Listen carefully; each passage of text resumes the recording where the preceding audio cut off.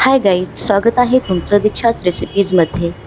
आज मी तुमच्यासोबत शेअर करीत आहे बैंगन टमाटरची भाजी. चला तर मग बघूया. ही भाजी बनवायला पण खूप सोप्या पद्धतीने बनते आणि एकदम झटपट बनते आणि खायला एकदम चटपट. चला तर मग सुरू करूया. इथे मी 3 मीडियम साईजचे छोटे मोठे कांदे घेतले आहेत. ते बारीक मस्त कापून घेत आहे.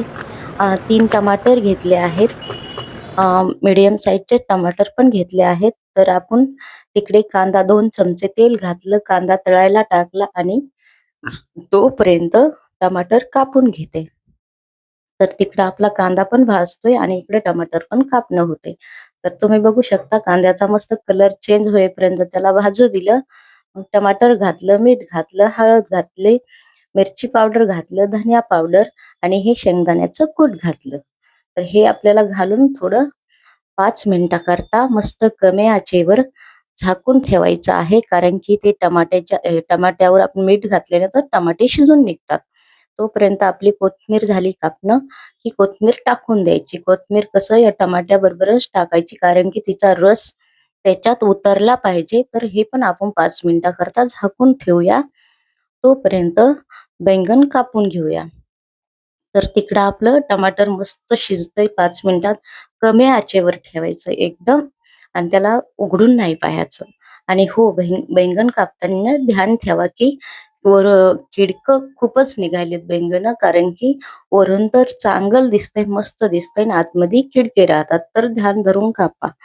तर आता बघूया आपण की बैंगन तर कापणं झालं. तर बघा मस्त आपलं इकडे टमाटर पण शिजून निघलंय एकदम मस्त. सरळ शिजून मस्त गाळ झालंय आणि कोथिंबीर पण मस्त त्याची चव उतरली त्याच्यात. तर आता इथे आपण बैंगन कापून घेतले आहेत. तर हे घालूया आणि हे बैंगन टाकून त्याला मस्त खालीवरी खालीवरी करून घेऊया. कारण की सगळा मसाला आपला हा मिक्स झाला पाहिजे. त्याच्यावर मस्त त्याची कोटिंग आली पाहिजे. कारण की मसाल्याचा रस याच्यात उतरला तर आपल्याला जास्त चवदार बनणार. आपल्याला जास्त याच्यात पाणी नाही घालायचं. कारण की 1 कप पाणी घातलेलं आहे मी, पण पाणी स्किप केलंय कारण की व्हिडिओ खूप मोठा होत होता.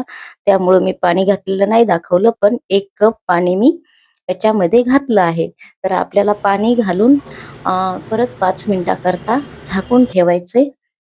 तर तुम्ही बघू शकता की आपलं किती मस्त बैंगन शिजलं आहे.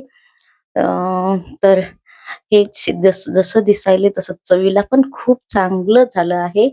तर तुम्हाला बैंगनची भाजी आवडली असेल तर लाईक करा, चॅनेलला सबस्क्राईब करा. चला मग भेटूया उद्या नवीन रेसिपी सोबत.